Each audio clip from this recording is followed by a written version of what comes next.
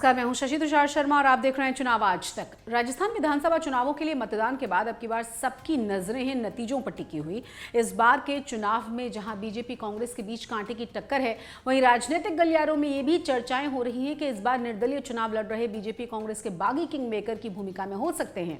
यानी राजस्थान में अगली सरकार किसकी बनेगी ये बागी तय कर सकते हैं। प्रदेश में इस बार चुनावी मैदान में ऐसे कई नेता हैं जिनकी रैलियों के जरिए साफ हो गया है कि वो सत्ता के समीकरणों को बदलने में महत्वपूर्ण भूमिका निभाएंगे। ये वो नेता हैं जिन्हें उनकी पार्टियों से टिकट नहीं मिला तो वो निर्दलीय मैदान में उतर गए और अब कांग्रेस और बीजेपी दोनों के लिए बन गए हैं मुसीबत।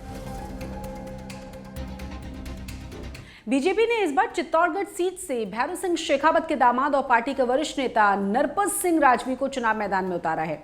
पार्टी की ओर से वर्तमान विधायक चंद्रभान आक्या का टिकट काटे जाने के बाद से वो निर्दलीय चुनाव मैदान में उतर गए थे।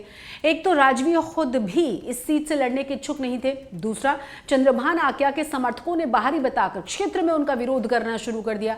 आक्या की नामांकन रैली में भारी भीड़ उमड़ आई, जिसे देखकर शक्ति प्रदर्शन के तौर पर भी इसे कहा गया कि ये शक्ति प्रदर्शन था।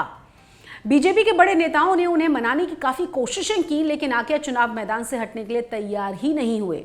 अब हालात ये हो गए हैं कि राजवी का जीतना मुश्किल हो गया है। नागौर जिले की डीडवाना सीट से निर्दलीय लड़ रहे यूनुस खान भी जीत के प्रबल दावेदार माने जा रहे हैं। यूनुस खान वसुंधरा राजे के समर्थक हैं और साल 2018 में चुनाव में वो सचिन पायलट के खिलाफ चुनाव लड़े थे। लगभग 50,000 मतों से वो हार गए थे। इस बार बीजेपी ने उन्हें टिकट नहीं दिया, वो बागी हो गए। जैसलमेर जिले की शिव विधानसभा सीट से रविंद्र सिंह भाटी भी मजबूत दावेदारी पेश कर रहे हैं। युवा नेता रविंद्र सिंह भाटी जयनारायण व्यास यूनिवर्सिटी जोधपुर के छात्र अध्यक्ष रह चुके हैं। उन्होंने चुनाव से ठीक पहले बीजेपी को ज्वाइन किया था, लेकिन टिकट नहीं दिया गया तो पार्टी को छोड़कर निर्दलीय मैदान में उतर गए। स्थानीय होने के चलते माना यह जा रहा है कि रविंद्र सिंह भाटी यहाँ एक मजबूत दावेदार हैं। युवाओं के बीच खासे लोकप्रिय हैं और भाटी ने सोशल मीडिया पर भी जमकर चुनाव प्रचार किया था। भाटी का दावा यह है कि उनकी जीत निश्चित है। सुनिए जरा रविंद्र सिंह भाटी को। एक भविष्यवाणी कर रहा हूँ ना, 36 कौम के दम पे चुनाव जीतूंगा और बाकी वो आपस में टकराते रहे, मुझे कोई फर्क नहीं पड़ता। अच्छा, चुनाव आप जीत जाओगे और वो डंके की चोट पे जीतूंगा। 36 कौम के विश्वास के बल पे जीतूंगा, काम के बल पे जीतूंगा, विकास के बल पे जीतूंगा और वो 5 साल में जो अभी वादे किए हैं वो करके भी दिखाऊंगा। झालावाड़ जिले की डग विधानसभा सीट पर बागी हुए पूर्व एमएलए रामचंद्र सुनारीवाल निर्दलीय चुनाव लड़ रहे हैं और रामचंद्र सुनारीवाल पूर्व मुख्यमंत्री वसुंधरा राजे के खेमे के नेता माने जाते थे।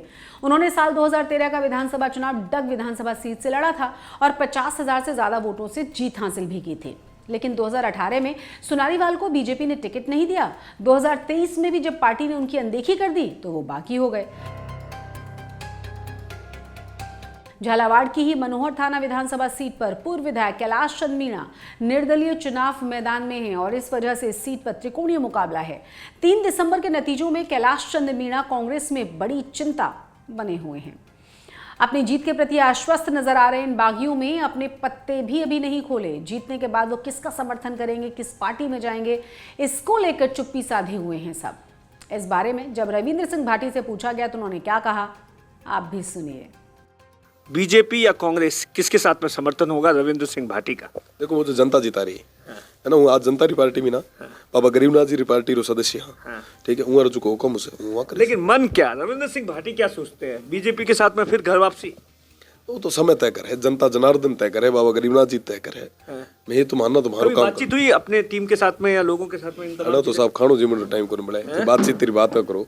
इतना दूर दराज इतना मोटा मोटा डिसीजन री पहले तुम्हारा चुनाव जीतनो है।